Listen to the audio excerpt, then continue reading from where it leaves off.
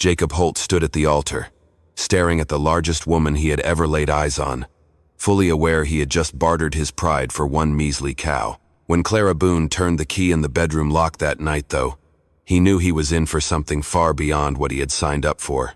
If you are watching this on your screen, take a moment to hit follow or share. That small click helps keep stories like this one alive.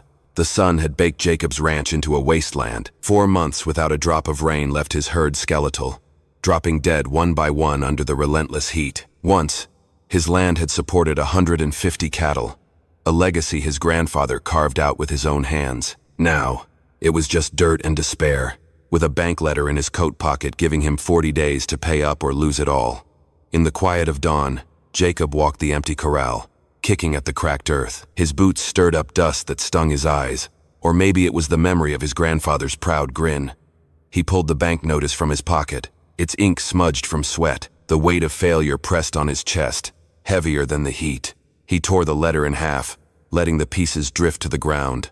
They landed near a rusted horseshoe, a relic from better days. Jacob stared at it, his jaw tight, knowing he had to find a way to fight. That was when Elias Tucker stepped in with his deal.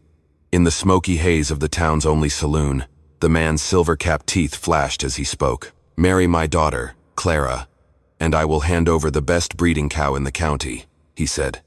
"She is plain, but kind, and you need livestock more than you need your ego." Jacob swirled the last drops of whiskey in his glass, feeling the weight of every stare in the room. A drunk at the bar snickered, muttering about desperate men and bad deals. Jacob's grip tightened on the glass, his knuckles white. He wanted to smash it, to wipe the smirk off that stranger's face, but he just sat there, swallowing the insult. Tucker leaned closer, his breath sour with liquor. "You will not get a better offer, Holt," he said. Jacob's silence was his answer, but it burned like defeat. Everyone knew he was desperate. Jacob asked if Clara was on board with this. "She is 28, still single, and knows her prospects," Tucker replied with a smirk that stung. "What choice do either of you have?" The words hung heavy, like the dust in the air. Back at his ranch that night, Jacob sat on the porch, staring at the stars. A coyote's howl cut through the silence, sharp and lonely. He pulled a small carving knife from his pocket, a gift from his father, and started whittling a piece of cedar. The shavings fell like tiny prayers, each one a plea for a way out. By morning, the wood was a crude horse figurine, its edges rough like his hope. He tucked it into his pocket, a reminder to keep going, no matter the cost. In the tiny clapboard church, Jacob stole a glance at Clara. Her gray dress barely held together at the stitches, her auburn hair tied back tight. Her eyes, though, carried something sharp, unreadable, not defeat, but something fiercer. The preacher's voice droned on as Jacob pictured the cow in Tucker's barn, a prize Holstein that could restart his herd and save his family's land. Clara stood rigid, her hands clasped tight, the knuckles pale. A single bead of sweat rolled down her temple, catching the light. Jacob noticed her fingers twitching, as if fighting some invisible restraint. He wondered what she was holding back, but the thought slipped away as the preacher called for their vows. The air in the church felt thick, like everyone was waiting for something to break. Clara's voice rang clear when she said, "I do," stronger than Jacob expected. His own response came out hoarse, barely audible. The ring would not fit her finger, but she jammed it on anyway. When the preacher pronounced them married, Clara looked at him, her gaze holding a flicker of something like amusement. As they turned to face the small crowd, a child in the pews giggled, pointing at Clara's too tight dress. Her lips twitched, not in shame, but in a quick, defiant smirk. Jacob caught it, and for a moment, he felt a spark of respect. She was not here to be pitied. The crowd's murmurs grew, but Clara held her head high, her eyes daring anyone to say a word. Jacob stood straighter, matching her defiance, even as his own doubts gnawed at him. The reception was tense, sparse. Tucker's ranch hands shoveled food down and left fast. Neighbors muttered, their eyes darting between Jacob and Clara, their congratulations sounding more like pity. Jacob nodded through it, his mind fixed on the cow, the lifeline that could pull him out of ruin.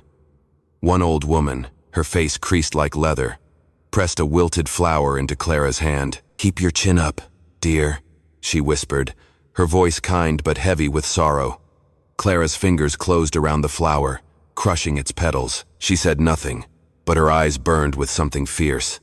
Jacob watched her, wondering what drove her to stand so tall under the weight of those stares. He shook another hand, his smile tight, and felt the flower's crushed scent linger in the air. As dusk settled, Clara packed her things, a single battered suitcase and a worn journal she gripped like it was gold. She climbed into Jacob's wagon without a word, her weight making the frame creak. The ride to his ranch was quiet, just the rattle of wheels and the faint yip of coyotes in the distance. Jacob kept thinking about the cow, about survival, about what he had traded. Clara sat beside him, her journal open on her lap, her fingers tracing the edges of the pages. The moonlight caught a faint scar on her wrist, jagged and old. Jacob wanted to ask about it, but her silence was a wall. He focused on the road, the reins slick in his hands, and tried to ignore the growing sense that he was riding into something bigger than a bad deal. When they reached his weathered cabin, Clara moved straight to the bedroom with a purpose that caught him off guard. She locked the door behind them, the click echoing in the small space. Jacob realized then that this night was not going to unfold the way he had imagined. Clara set her suitcase down with a thud, her movements sharp, deliberate. She glanced at the door, then at Jacob, her eyes narrowing like she was sizing him up. The air felt heavy, charged with unspoken questions. Jacob's hand twitched toward his pocket, where the carved horse still sat. He gripped it through the fabric, grounding himself. Whatever Clara was planning, he was not ready, but he was not backing down either. He stood frozen, hand on the doorknob, the room feeling smaller with Clara blocking the only way out. A lone candle flickered, casting shadows that hid her expression. "What are you doing?" he asked, trying to sound calm. Clara did not answer right away. She crossed to the window, yanked the curtain closed, and turned to face him, her demeanor entirely different. Her shoulders squared, her jaw set, like a soldier ready for battle. Jacob's throat tightened. He noticed her hands, steady and sure, not trembling like his own. The candlelight caught the ring on her finger, now bent from being forced on. She was not the woman he had stood beside at the altar, and that realization hit him like a cold wind. "Sit down," she said, her voice firm, not a trace of the quiet woman from the church. Jacob's skin prickled. "Clara, open that door." "My name is not Clara," she said, pulling a stack of documents from her suitcase. "And I am not Elias Tucker's daughter." Jacob felt the words like a punch, sinking onto the bed as his legs gave out. "Margaret Kane," she said, her voice steady as she unrolled the papers. "The real Clara Boone died 3 years ago from smallpox. Tucker needed someone to pose as her for this marriage. Someone desperate enough to go along." Jacob's hands clenched the bed frame, the wood creaking under his grip. He stared at the papers, their edges worn, and felt his world tilt further off balance. "My name is Margaret Kane," she said. "The real Clara Boone died 3 years ago from smallpox. Tucker needed someone to pose as her for this marriage. Someone desperate enough to go along." Jacob's head spun. "Why would you do this?" "Because Tucker took something from me worth more than any cow," she said, her voice cold as stone. She spread the papers on the table, her fingers steady despite the weight of her words. "My father held the water rights to Willow Creek. Tucker killed him for them 4 years back, staged it as a fall from a horse. These are witness accounts of Tucker sabotaging my father's saddle, bank records of forged transfers, everything to bury him." Jacob's breath caught, his eyes locked on the documents. He wanted to call her a liar, but the fire in her eyes told him she was not bluffing. She spread the papers on the table. "My father held the water rights to Willow Creek. Tucker killed him for them 4 years back, staged it as a fall from a horse. These are witness accounts of Tucker sabotaging my father's saddle, bank records of forged transfers, everything to bury him." Jacob stared, the room tilting around him. "You are lying," he said weakly. Margaret's eyes flashed, and she slapped a document down, the sound sharp in the quiet room. "Read it," she said. "Names, dates, signatures, people who saw Tucker's men at the canyon that night." Jacob's fingers brushed the paper, his hands shaking. The ink was real, the pain in her voice even more so. He wanted to argue, but the truth was sinking in, heavy and undeniable. "I am not," Margaret said, tapping the documents. "I have got proof to ruin him." Jacob stood, unsteady. "Then why drag me into this? Why the marriage?" "Because Tucker is careful," she said, stepping closer. "He keeps armed men around him, never alone. But tonight, thinking his unwanted daughter is off his hands, He will be at the saloon, drinking, exposed. Jacob's heart pounded as Margaret's plan unfolded. She was not here for a marriage, she was here for blood. He noticed her journal on the table, its cover worn but sturdy, like it held more secrets than the papers. Her hand rested on it, protective, and Jacob wondered what else she was not telling him. The room felt smaller, the air thick with her resolve. "Because Tucker is careful," she said, stepping closer. "He keeps armed men around him, never alone. But tonight, thinking his unwanted daughter is off his hands, he will be at the saloon, drinking, exposed." Margaret's eyes burned with a focus that made Jacob's skin crawl. He saw her slip a hand into her pocket, her fingers brushing something small. The glint of glass caught the candlelight, a vial, tucked away quickly. Jacob's gut twisted. Whatever she was planning, it was not just talk. He stepped back, his boots scuffing the floor, and felt the carved horse in his pocket again. It was all he had to remind him who he was fighting for. Margaret's gaze followed his movement, and for a moment, they stood locked in a silent challenge. Jacob's stomach churned. The real Clara was going to turn him in, was not she? "She found out about my father's murder and threatened to go to the law." Margaret's voice softened, just a fraction. "Tucker had her poisoned, called it smallpox." Jacob felt bile rise.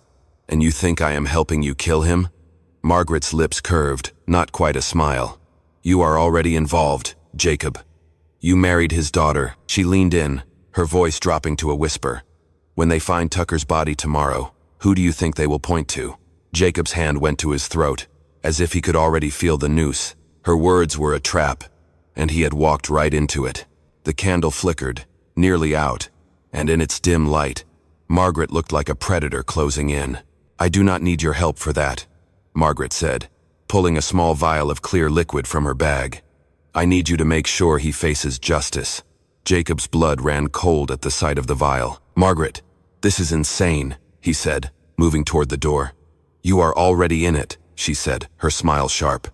"You married his daughter. When they find his body, who do you think they will blame?" Jacob's hand froze on the doorknob, his breath shallow. He saw her tuck the vial back into her pocket, her movements calm, deliberate. Outside, a horse whinnied, too close for comfort. Jacob's eyes darted to the window, but the curtain blocked his view. Margaret's smile widened, and he realized she had planned every second of this moment. The trap was tight, flawless. Jacob saw now why Margaret's eyes had glinted with amusement at the altar. She was not marrying him, she was setting him up. But what she did not know was that Jacob had his own secrets, and when she unlocked that door, her plan was about to hit a wall. He took a step back, his hand brushing the rifle leaning against the wall. Margaret noticed, her eyes narrowing, but she did not flinch. The air between them crackled, each waiting for the other to move first. Jacob's fingers closed around the rifle's stock, not lifting it, just holding it.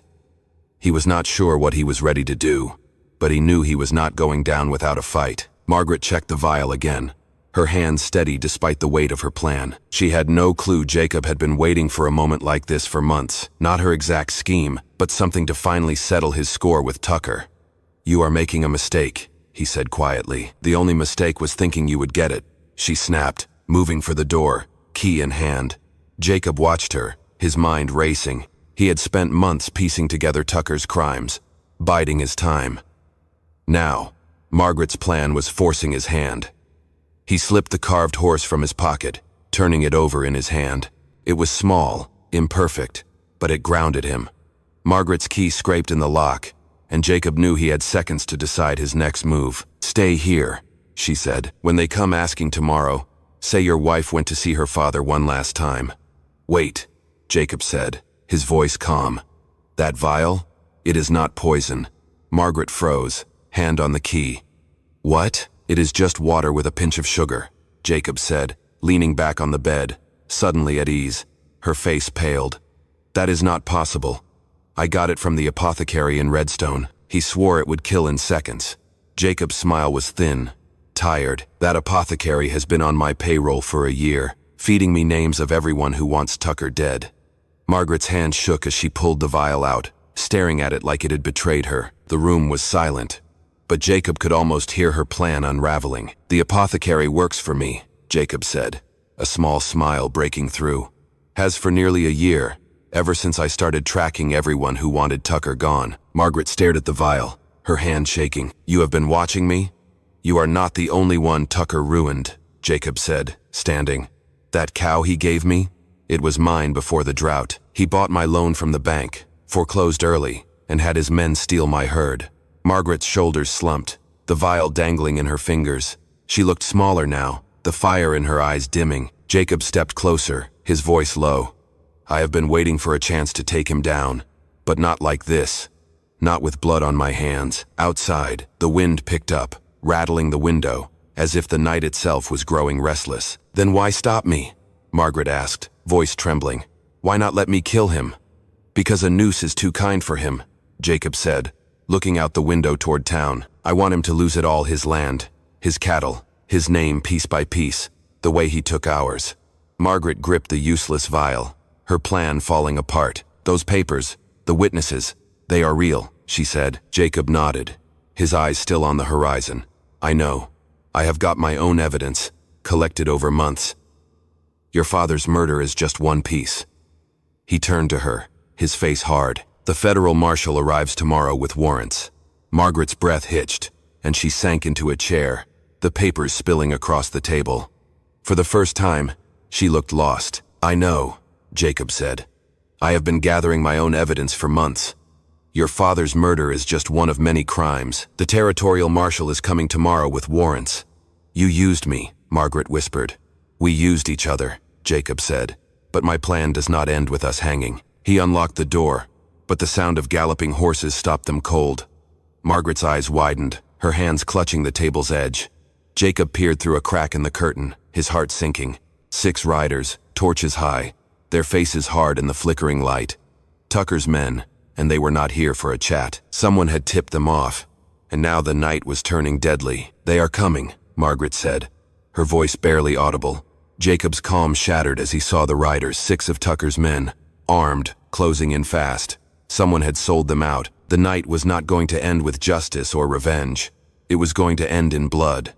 Jacob grabbed a bucket of water by the door, splashing it across the floorboards. If they set the cabin alight, he would slow them down. Margaret watched, her face pale but her jaw set. She grabbed her journal, tucking it inside her dress, as if it was her last defense. Jacob met her eyes, a silent agreement passing between them. They were trapped, but they were not done fighting. Jacob blew out the candle, plunging the room into shadow. Through the window, torches flickered as the riders approached. "How did they know?" Margaret whispered, grabbing his arm. Jacob's mind raced. The apothecary was loyal. His contacts were solid. "Unless—" "The preacher," he said. "Tucker owns him." Margaret's grip tightened. "What now?"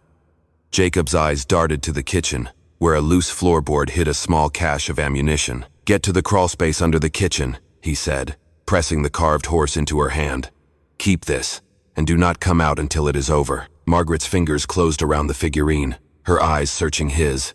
For a moment, neither spoke, the weight of their shared fight binding them. "There is a crawlspace under the kitchen floor," Jacob said, grabbing his rifle. "Hide there with the papers. Do not come out until dawn." "And you?" she asked. "I am giving them what they came for," he said, checking his rifle. 6 shots, 6 men, bad odds, but he had faced worse in the war. Margaret's face hardened, and she nodded, slipping toward the kitchen. Jacob listened as the crawlspace hatch creaked shut, then moved to the front window. Outside, Tucker's voice cut through the night, sharp and commanding. Jacob's fingers tightened on the rifle, his pulse steady. He was ready to face them. But a new sound made his blood run cold, a woman's scream, faint but piercing, from the direction of the barn. Someone else was out there, and Tucker's men had found them first. "They will kill you," Margaret said. "Maybe," Jacob replied, "but if I run, Tucker gets everything: your father's death, my land, Clara's murder." He met her eyes in the dark. "I am done letting him win." The horses were close now, Tucker's voice barking orders. Margaret pressed a quick kiss to Jacob's cheek, then slipped toward the kitchen, clutching her papers. Jacob waited until the crawlspace hatch clicked shut before moving to the front window, but the scream from the barn echoed again, and Jacob froze. It was not Margaret, it was someone else, someone who should not be here. He cracked the door, peering into the dark, and saw a figure struggling in the grip of one of Tucker's men. It was Lila, the saloon girl who had slipped him information about Tucker's deals. She had risked everything, and now she was paying for it. Jacob waited until the crawlspace hatch clicked shut before moving to the front window. Tucker sat on his horse in the yard, torch raised, his face twisted with fury. 5 gunmen flanked him, rifles cocked. In the torchlight, Jacob spotted the county sheriff, the man who was supposed to arrest Tucker come morning. Jacob's heart sank as he realized the sheriff was not here to help. Lila's screams had stopped, replaced by a low whimper. Tucker's men had her tied near the barn, her face bruised but defiant.